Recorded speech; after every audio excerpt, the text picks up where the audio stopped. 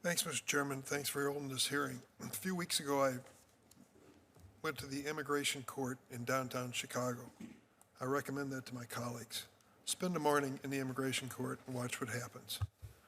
People come in with appointed times, some with attorneys, some without, carrying beaten up old envelopes with federal documents in them. This is their day for their appearance. It's a big day in their lives. For some of them, they're going to find out whether they can stay in the United States or whether they have a chance to achieve some sort of status that gives them a future. I was greeted at the door when I went to the immigration court by the chief judge. She had been with the court for 9 years.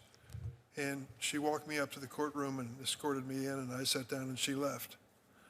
I watched as the proceedings continued, and I noted someone came to me and said, there are no ICE agents in the courthouse today, which is unusual. They heard you were coming. The ICE agents were showing up at the hearings that the people were told they have to attend and detaining them in the hallways. So you can imagine the dilemma that these individuals are facing.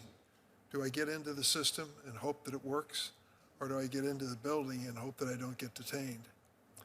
2 weeks after I visited that immigration court, they fired the judge who had been there for 9 years and escorted me into the building and sent a memo out to all of the other judges and personnel not to have any conversations with members of Congress.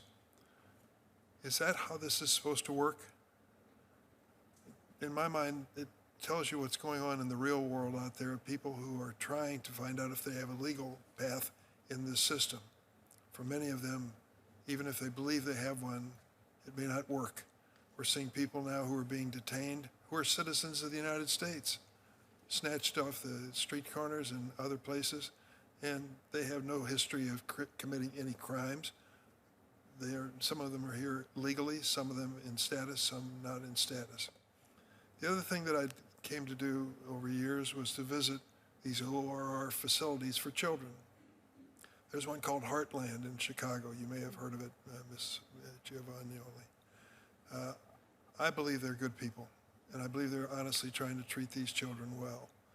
I can't understand, I cannot understand how desperate a mother must be to turn her child over to a coyote or transporter to take that little child into the United States in the hopes that they'll link up with somebody in the family. I can't imagine that, particularly when you consider the hardships they go through. I can remember scenes where two little girls walked into a room. They wanted me to see them. They were holding hands, about 5 years old each. And I said, who are these little girls? And said, they've decided they're sisters. But one of them is from Guatemala and the other's from Mexico. They're just being kicked around the system. They're looking for anything that looks like family or security. So in those situations, we have this problem as well. If they're placed with someone who the agency believes is a responsible person, some people have criticized the fact that they can't get follow-up phone calls to these same people. Why can't we find these kids? Some of the situations are such that the families they're with don't want to link up with this government. There may be somebody in the household who's undocumented. They're frightened to be part of the legal system. That's a dilemma. If we're going to keep the kids safe, we have to know who these people are and that they're doing the right thing. But the system is militating against that at this very moment. People are scared to death of the Trump administration deporting them, and so they're not cooperating. Ms. Giovannioli, is anyone taking your place as ombudsman? No one's been hired for my position, no. There's an acting ombuds, but that person is actually also the acting commissioner of the Children's Bureau, I believe, so they're not doing my job, really. Ms. Hopper, I understand the administration has removed more than 70% of the workforce monitoring and combating trafficking in persons and delayed the release of its annual report documenting human trafficking. Does this rollback of investigative and oversight resources help in the cause of making sure children are not trafficked? I think when you inherit a burning building, you need to focus on putting out the fire in the house and then focus on recovery of the house.